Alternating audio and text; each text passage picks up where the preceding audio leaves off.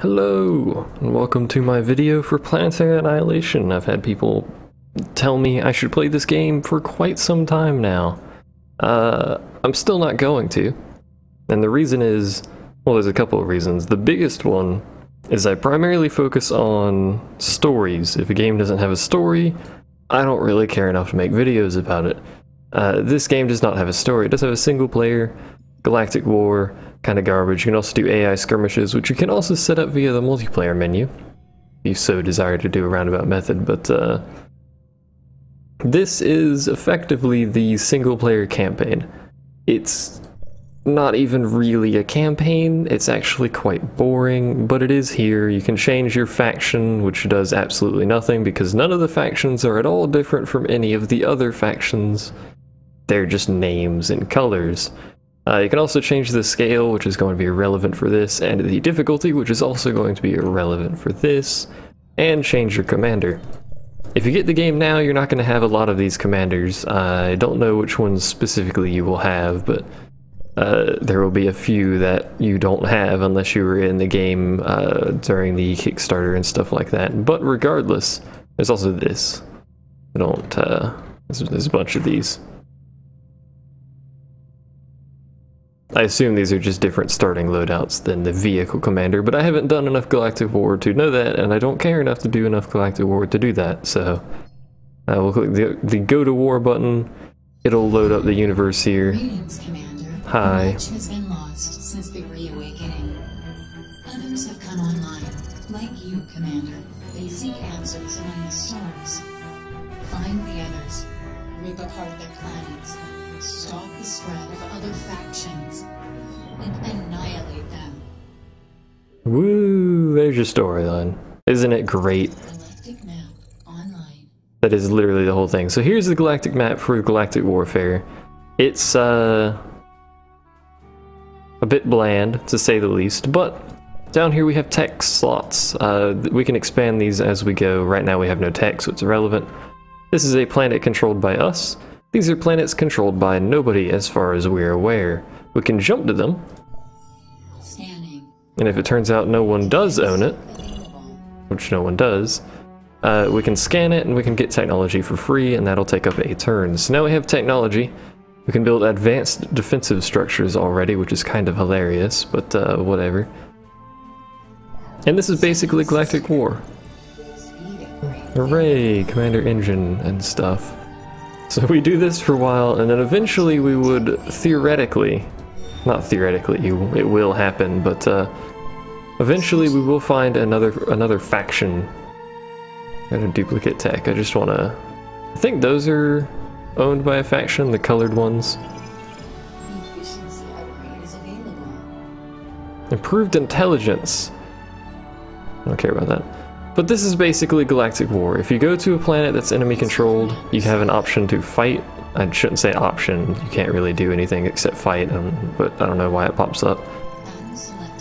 If you click fight, it drops you into a battle with said enemy. The enemies are remarkably easy for about 95% of these battles. I will not be doing this battle. I will be having a different battle against AI, an AI skirmish basically. To demonstrate just quite how the game works, considering the Galactic War with the tech system works a bit different than a traditional skirmish map or anything like that. The tech system makes it... The tech system basically limits what you can build in an attempt to make it more campaign-like, i.e. as you move through the campaign you'll unlock more and more tech. But there's not enough of that for the scale that Galactic War goes for. Also, Galactic War lacks any sort of story and any sort of like flow to what exactly is going on. There's other people and you have to kill them. That is basically the premise. Here's the thing. Here's a bunch of stuff. All those numbers are places where I can drop my commander in. So let's say we wanted to drop over here. That's actually a terrible spot. Let's say we wanted to drop over here. Okay, can I get a decent spawn on any of these planets? Yeah, that'll do. We want to drop in over here, so we plop down where we want to drop in. This will do, doesn't matter. And this functions the same way as it would in multiplayer, where your commander could pick a spot. So We've picked it, there we are. Boosh, now we can build stuff. We get incredibly dramatic music in the process, but also mention ChronoCam here, even though it's not a thing. There's going to be a lot going on, but ChronoCam is a thing where basically you can have real-time mid-game kind of go back a little bit, then stop, play forward. Basically real-time at any point in the game you can have a replay of what's going on. So basically I opened ChronoCam and you can see it's still recording, so stuff that's happening I can actually go and watch if I felt like it, but I went back in time and it's going to take a while because I took a while to actually pick a spot to drop in, but just this is ChronoCam. There we are, pick my spot, drop in, there you go, bosh. And if we ever wanted to stop, we could click close, boots us out of ChronoCam, and we're now back in real time to what happened to be happening at that point. The people you fight in most of these missions are sub-commanders. They're not very intelligent, their AI is quite basic, and sometimes they're a little bit derpy and get stuck on things. But, no, I don't want to quit the desktop. I want to abandon that war. We will be demonstrating things via the AI skirmish. I won't be doing a multiplayer match because multiplayer functions exactly the same as AI skirmish, and well, not AI skirmish, but skirmishes is basically all this game has. And that's a problem because it lacks any sort of faction variance or anything. In fact, when you come in, this is what you get. You get commander selection, which does nothing except change aesthetics, and you get color selection, which does nothing but change aesthetics. You also get a what is that called now? Resource bonus thing for people who are not quite as good as other people, or if you want to do a comp stomp or something crazy like that or whatever. It's a thing. That's all you get. You can tag it, it doesn't matter because I'm doing AI skirmish. By the way, there's a public button and a password because this is basically a multiplayer lobby because that's all this game has. I've mentioned that a couple of times. Anyway, on the left side you can title it, you can change game mode, dynamic alliances, blah blah blah blah. If you don't have Alliance Victory on, I believe it force closes Alliance, the last remaining Alliance. I think so. I could be mistaking that for a different game, but the two game modes, yes, two game modes, you get are Free-for-All and Team Armies. Team Armies has interesting stuff going on for human players, but for AI it's irrelevant because the share army button does nothing. If you're playing with multiple human players, you can put multiple human players on one team, and then instead of having separate armies with separate colors and all that stuff, you can click Share Army, and you would both then be considered one faction, I guess is the word I'm going for there. So instead of having two commanders and two armies with two colors, you would have one army with one color, and you both have control over all of the units, which is interesting because it's the only game I'm aware of that does that. There might be some others, but I'm not sure. What I am going to do is add a bunch of AI to my team so I don't need to worry too much, so I can actually show units and stuff like that and they'll handle it themselves. And we'll generate a new system. The system generation that the game has is a little bit lackluster. I can click this browse button and browse through pre-generated systems and whatnot. Some of them are actually pretty good. Let's actually load up the collision system. It's meant for 8 players. It'll be fine, maybe. Probably not. I could add another team, but whatever. Yeah, and we'll let that generate. When it's done generating, you can start the game, but we'll go ahead and say players can choose a starting spot. You can set spectators and global spectator chat, but I never use spectators, so I'm not entirely sure what global spectator chat does. Also, the game may have frozen. Nope, there it goes. Just loading the spectator menu for whatever reason. The game takes a while to build planets. It's not too much of an issue, though. Unless you're doing, like, 12-player systems, those can take quite a while, but if you're doing 12-player systems, you probably take a while to get 12 players to play it anyway. That's not too bad. And apparently it's done, but not done. It's almost done. It's having issues. Also, my normal method of recording PC games via DxTory does not work with this because for whatever reason, Having DxTory open crashes the game. And I'm not sure why. It could just be my version of DxTory, it could just be the game, it could be something with how DxTory hooks into games. I don't know. Either way, we're gonna go ahead and start the game. There's your loading menu. Hooray! The loading screen does actually look pretty nice that way, how it displays teams and colors and stuff, but you know. So, we can now pick a spawn location. We apparently can only choose from 2. For what that's worth. Can we seriously not spawn here? No, we can't spawn here. So we have a bunch of people picking 2 planets here. Picking from 2 planets. We spawn anywhere on this planet? Seems like it. This one, oh, they're both moons. That would be why it's called the collision system, which will be explained.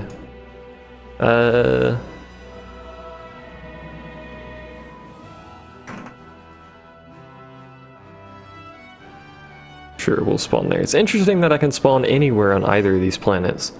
It might be that only I can spawn on these planets and other people spawn on other planets. I don't know, but we'll go ahead and start.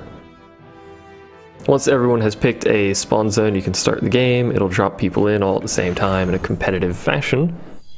There's me. And we start building stuff. As you do. So you have your factories on the left, combat in the middle, utility on the right, as you can obviously see to begin with. That's not energy, this is energy. The game has no adjacency bonuses a la Supreme Commander's system. They went back to the basics that were Total Annihilation, where there were no adjacency bonuses. This is good for some people, bad for others. I particularly prefer adjacency bonuses, but you know, what can you do? Nothing, by the way, is what you can do. So these are mass extractors, metal extractors, whatever you want to call them, mohos. They will generate the currency that is on the left. I shouldn't need to explain this, but if you're new to this style of game, they will give you metal, which is this currency on the left, which is required for everything in varying quantities. And power plants, which my commander here is off to build. What did I get? I got Nimicus. I actually prefer that commander anyway. But, ooh. Well then. This is interesting. Apparently I spawned right next to somebody, so this could be good, this could be bad. We could get some interesting early game stuff going on here. I will get some early game lasers going on here if I can build them fast enough. But anyway. The game uses a flowing currency system, i.e. currency is going in and out at all times. Already built a scout, did you? You didn't mess around. Income is going in, coming out all the time. It's just a thing that happens. Is that another faction? That is another faction. He's building a pelter.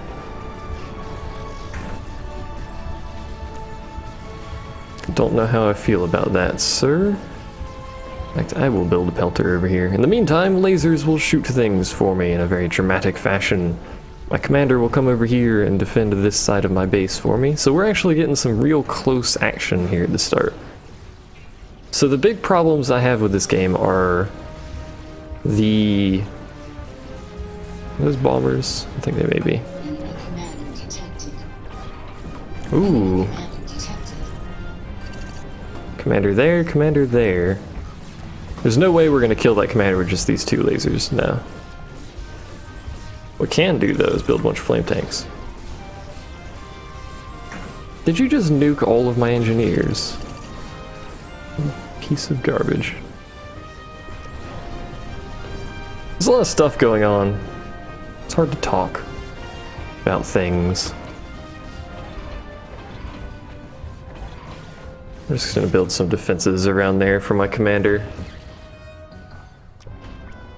That's right, you run away. Well, we still have this commander, or this engineer left over here. We're gonna need to build more factories, actually. I took some big damage there. Not fond of that. So it's what, 4 on 2? And I know where both of the others are, so this isn't gonna last nearly as long as I actually need it to, but whatever. The big problems I have with the game is the lack of unit variety, which will become... Also, that terrible sound is something I dislike. It becomes blatantly apparent fairly quickly. So these are all the units your Tech 1 vehicle lab get. They get 4 units and then a constructor, basic constructor. There they are sending bombers at me, that's fine. The Tech 2 one gets, I believe, 3 units and a constructor, which is not very much. And this applies to all manufacturing units and devices and stuff like that. You get vehicles, bots, and aircraft, and naval units, which they're naval units. This map is actually going to finish relatively quickly, which may or may not be a good thing. You get up to effectively Tech 3 laser defenses. So get 1, 2, and then a third one up here. We get 2 bits of artillery, a tactical missile launcher. We get 2 anti-air, one of which is a flak. You get 2 radar, 2 tiers of energy and metal manufacturing. My freaking pelter back there. This dude over here. Stop building your dingle dangles.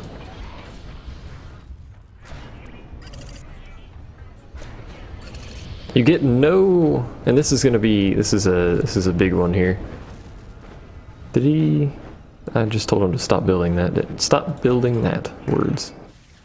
There is no experimentals. There's no Tech 3 units or anything like that. There is basically Tech 1, which are these basic units, which are very effective given their low cost, especially flame tanks, which are OP as heck, if you don't know.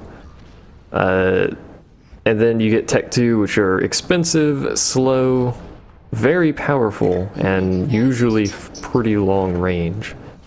For instance, I can actually show you here. This is the, I'm going to call it the Tech 2 tank, and this is the Tech 1 tank. You can see the damage goes way up. Cost goes up quite a big chunk as well, but hey. And then you look at the heavy flame, well, I guess it's basically a heavy flame tank for all intents and purposes. Does 2,000 damage compared to the 100 damage that is the Tech 1, and then you've got an artillery piece here. That's all fine and dandy, but that's all the units you get for land. For everybody. Remember, there are no factions. Everyone gets this selection of 3 Tech 2, 4 Tech 1. That's what everyone gets for land. Everyone has the same land units. There are no modifiers. There's no upgrades to these land units. There's no research tree or any of that. There's just those units. And I actually would really prefer to get a Tech 2 engineer out so I can show you all of the buildings that you can build. There's also orbital structures, which we're not going to see in this game apparently, unless the AI does really good on not dying. I thought at least one of them would have spawned on a different thing. You also get these, which are really nice. This is a nice feature. If you hover over notifications that pop up, it'll bring up a little mini display. You can also make your own mini display. I think it's this button. Yeah. You can zoom in on the sun if you feel like staring at the sun for a bit or whatever. You know, it's a thing. I'm gonna close that though. Enemy commander detected. So this is basically the game. Can I get a Tech 2 engineer built? I don't have the economy to do this, but my teammates appear to be supporting me, so it's fine. Why is my commander not helping? I should have been doing that the whole time. You can have an infinite number of engineers assist a factory so long as they can get within range, which is basically an infinite number of engineers. Hello. Well, that's most unfortunate that you've decided to attack me, sir. Look at what the overcharge ability is. What hotkey the overcharge ability is. Alt fire. Commander taking fire. He's not wrong, my commander is taking fire. I have my engineer though, and that's all I wanted to build. So, this is all of the structures you get. Not counting the other factories here that I don't have upgraded. I don't believe you get an advanced orbital satellite factory. You get a factory that's in orbit that'll build more orbitals. There is no Tech 2 version of that, I don't think. You can stop chasing him now. But these are all the buildings you get. You can see here anti-nuke, nuke launcher, torpedo launchers, there's the tactical missile, there's this thing, which God knows what that does. It just says it controls big things. I've never been allowed by the game to build this, but it may have something to do with the Delta 5 engines. I'm not entirely sure, because I haven't had a game last long enough where I build very many Delta 5 engines. The Delta 5 engines are what allow you to crash things into other things, which is quite nice, but we're not going to be showing that apparently. And then you get an advanced radar, and that's it. Teleporter gates are nice. We can actually quickly build some teleporter gates just to show how that works. He's about to die. I think the other commander may have already... No, the other commander's still there. Barely. They're not going to last long, though, so if we can get this built... I built that right on top of a bunch of crap, didn't I? Just build it, dude. Enemy commander detected. So I don't think they've actually killed either of the commanders, but... You can build these gates on other planets, and it's actually the best means of transportation, and they can be built via orbital manufacturing as well. So once you get two of them, you can select one and right-click the other, and then they will form. And then if you tell units or factories to go into them, just go ahead and build a bunch of miscellaneous units. They will walk through it, plop in, and then they plop out the other side, and there's... The only limit to using these things is how many units you can fit in this space at a time per second, which is a lot of units. They only require the power to be on. I'm not aware of any power cost to actually send stuff through. Which is a bit absurd considering the power cost of actually running them is basically nothing, but whatever. Let's go ahead and build an orbital factory, see if I can quickly get that constructed to show that before this guy dies. Oh hey, someone built an orbital. They built a freaking Orchid. Look at it go.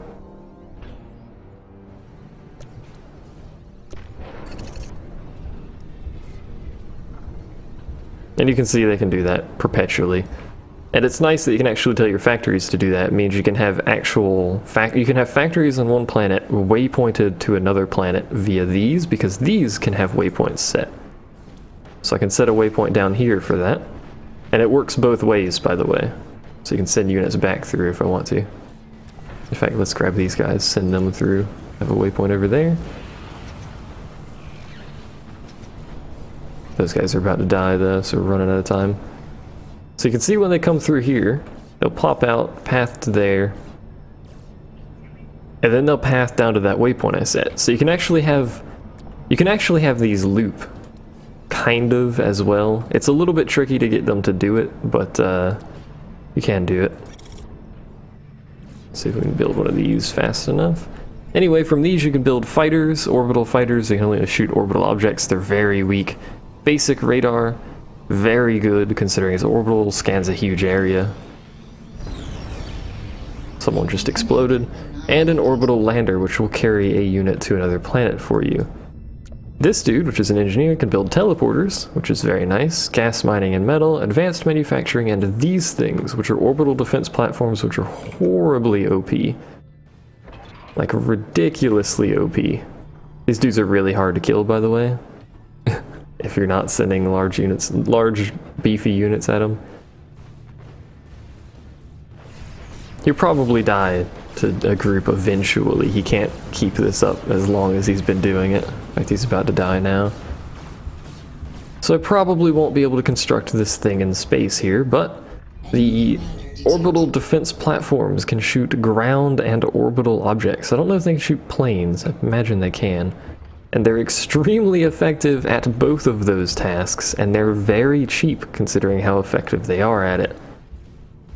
If you're on a planet by yourself, and people aren't constantly harassing you, you can basically surround the planet in these, and they will have no effective means of actually attacking your planet. They can send nukes at you, but anti-nuke is ridiculously powerful and will easily deal with any nuke assault.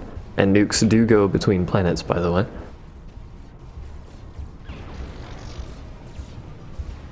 I'll probably do another game and then splice kind of Endgame, because I didn't expect everyone to spawn on the same planet here. Splice some Endgame onto it and see how that goes. But anyway, this is, you know, this is how it works. One of the hugest problems, one of the biggest problems, is something that's not apparent here because there's nothing on this place, because it's all barren. That guy died finally. There's your orbital platform, which I can't do anything with because the game's over, sadly. But one of the biggest problems is the pathfinding. The pathfinding in this game is really quite atrocious. Units get stuck on things all the time and are incapable of pathing away from the object in order to get unstuck from it. They'll continue trying to path through the path that they're already stuck on for a long time. This is not physically possible on this planet, as I mentioned, because there's no rocks or anything to block their path. It can happen on structures, but is slightly more rare. But on planets like, let's say, it's hard to see in the background here. This one, you see there's some rocks over here. They'll get stuck on rock outcrops like these all the time, and those are all over planets. As you can see, there's a little mountain over there. It's kind of annoying. But it's a thing. I don't know why I opened the stats. We can also open ChronoCam from here, which is nice. And then play it in reverse for giggles. Let's actually zoom out. You can see everyone's stats via ChronoCam as if you're a spectator. You can also see paths of orbital objects, by the way.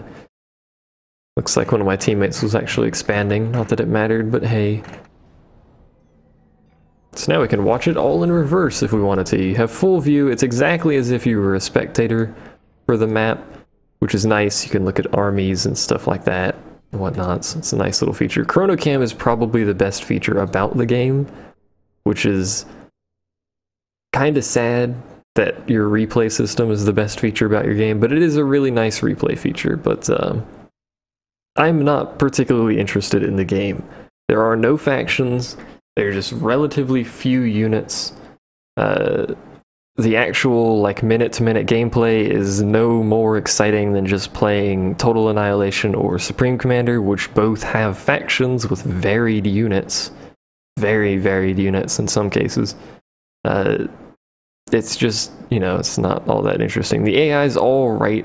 It's competent to, you know, it's able to be a challenge to new players, or if you put it on the harder difficulties where it just straight up cheats, it can just overwhelm people with sheer numbers. It's not very intelligent, though, in what it actually does. The single player is non-existent. There's no campaign, there's no story. For all intents and purposes, there's no story. For 15 bucks, which is what you can get it at now, it's not too bad. I would recommend just going for Supreme Commander or Total Annihilation or something like that, because those are very fun games, both of which have mods or used to have active modding communities. Lots of different things you can do with those games. This game just released, doesn't have mods, don't know if it ever will. And one last thing, before I splice on some non-commentaried kind of end-game shenaniganry going on. One last thing is there's some concern that Uber Entertainment will abandon this game, as they have been accused of doing with multiple other games, most notably Super Monday Night Combat. The biggest problem here is that they're not doing a very good job of showing that they won't do that. They have a tendency to quote unquote abandon games after release, in the sense that bugs don't get fixed and features that should be there aren't there.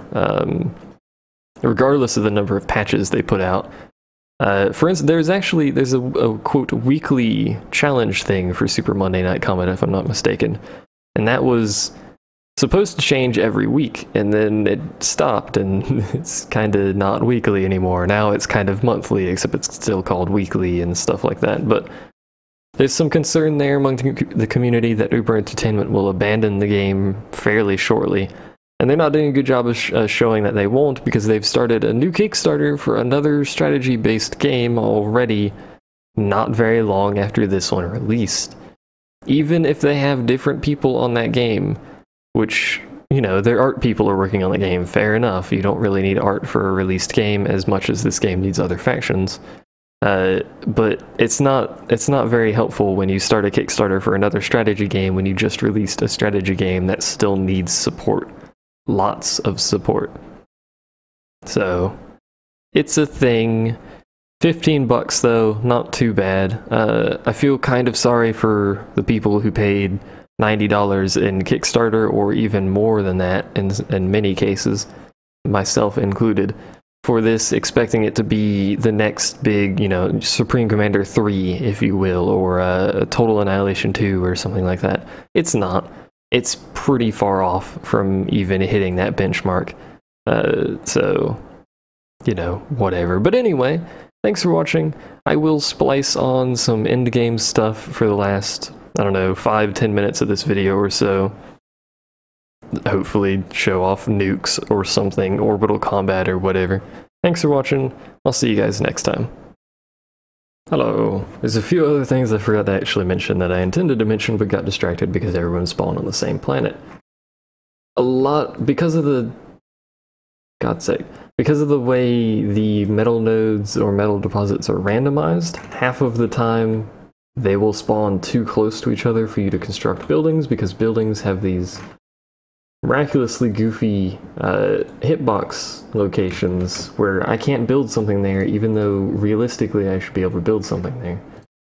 Which is kind of annoying. Also, there's no sound because I'm listening to Jeff in the background, so apologies and stuff. The other thing that I meant to mention is now something that I've already forgotten. So, yeah. I'll see you later on in this game. I remember what it was now.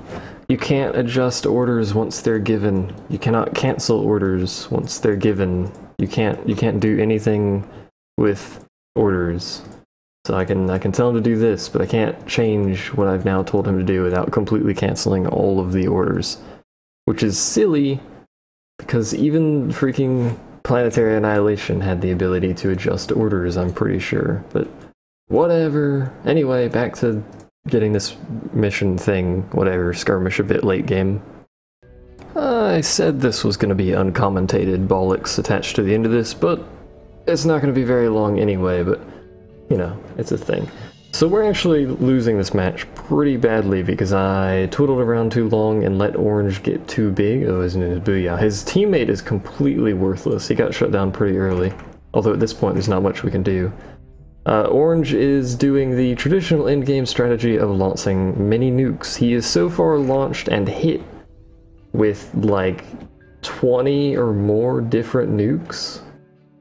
There it is. Now we got shot down. I've actually lost, I don't know, 5-6 anti-nuke launchers, and I had them scattered everywhere. I've more or less stopped producing things at the moment because it's already a forlorn conclusion that we have lost this, if I can even find my commander. Nuclear launch detected. Yeah, that comes up a lot. Orange launches an average of about 5 or 6 nukes a minute from this planet. He's going absolutely insane. I'm pretty sure he's the one that's killed the other 2 AI there did. I killed 2 on this planet. He must have killed the other 2. But, I just kind of wanted to show you, this is what it normally boils down to at endgame, is one person, if left alone long enough, gets to the point where they're basically capable of continuously nuking. If I wasn't on this planet, White would be dead. Also, this is what the AI does at endgame with their armies. They're too stupid to figure out that they need to get this stuff off planet, and the best way to do that is teleports, and he will never build a teleport. He'll just sit here with, I don't know, about 1 billion units clogging up the game. And he'll do that for eternity until he eventually dies from these nukes, which eventually will happen because at the current rate that he launches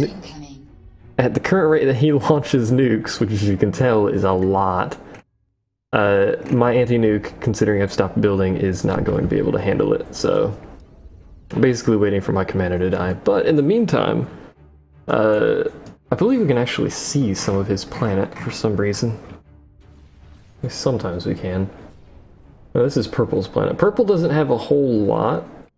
For whatever reason, he's decided he doesn't like nukes. Orange, on the other hand, who we physically could not get to if we wanted to because of how entrenched he is. These are all orbital fighters. These are all orbital solar construction defensive turrets all over his planet.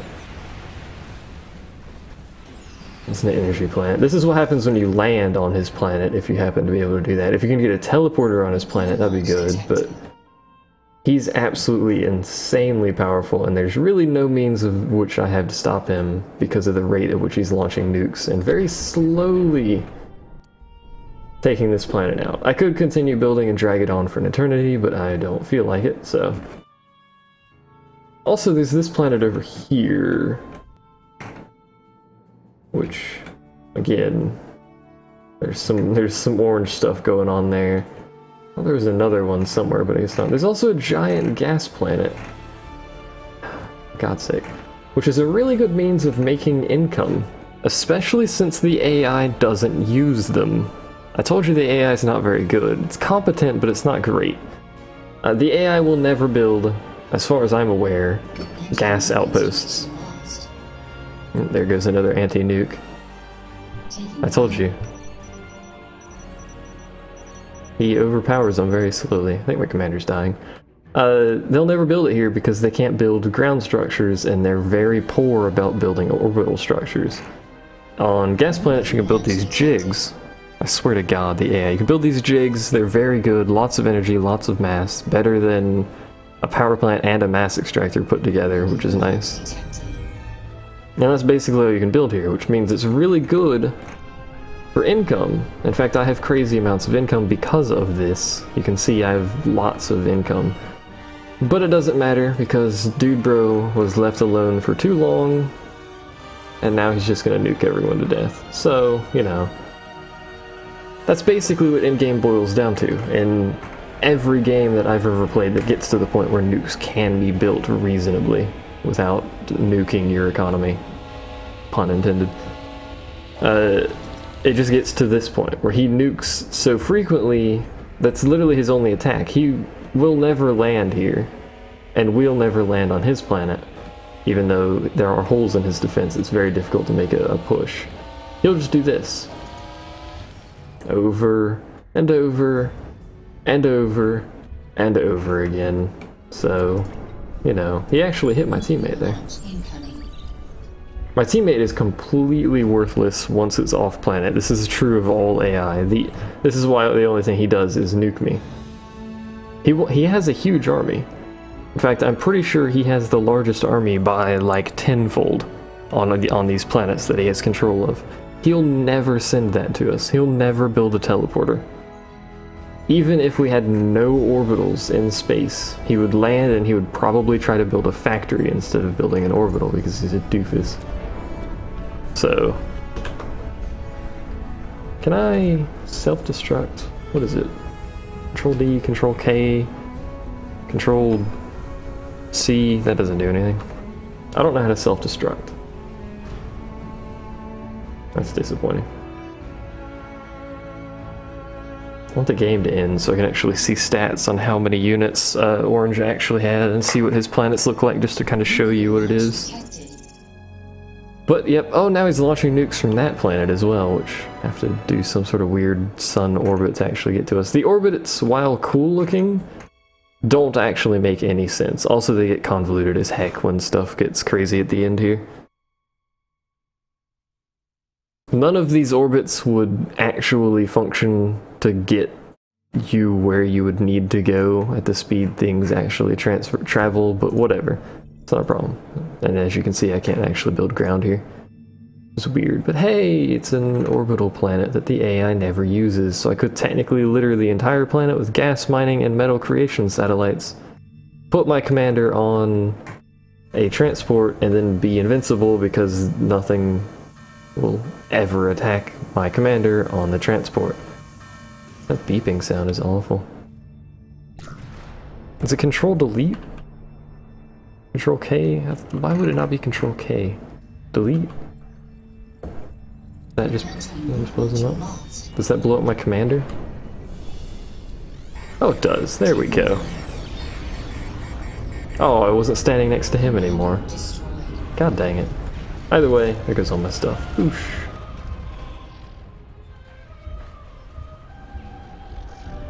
Good job, team. You've been annihilated. Indeed, whatever, don't care. I used more metal than I produced. That doesn't make any sense at all. Where is Orange? There he is. There it goes. Build efficiency, always 100. AI never goes below 100. Metal production, apparently 0. Apparently it just doesn't track stats for them. Whatever. Go to spectate. He has 2,588 metal production. Compared to the next highest, which is his teammate, I think, at 452. He has 340,000 energy production. Yeah, 100% efficiency. They never go below 100, except for the fact that that guy just died, but that would explain why he's below 100. Is 891 units, 450 of which are mobile. He has 17 factories. They don't build very many factories, which is bizarre, considering the scope of the game, compared to AI and like Spring Commander, Total Annihilation or whatever. They don't build a whole lot of factories, but regardless, let's actually, where's his planet at, just to kind of show it. I think this is his. Whoa, that lag.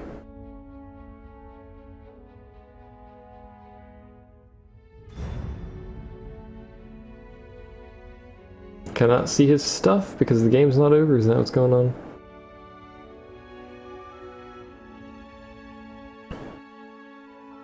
Might be what's going on because I can see his orbital stuff. I just can't see his stuff on the ground. Darn it! I wanted to actually show stuff, but I can't. Oh well, there you go. There's Planetary Annihilation. As I've stated previously, it's not particularly good. I can, however, do this and be like, whoa, look at it go, and stuff and whatnot, but whatever. I'm not too fussed about it. Thanks for watching. See you guys next time.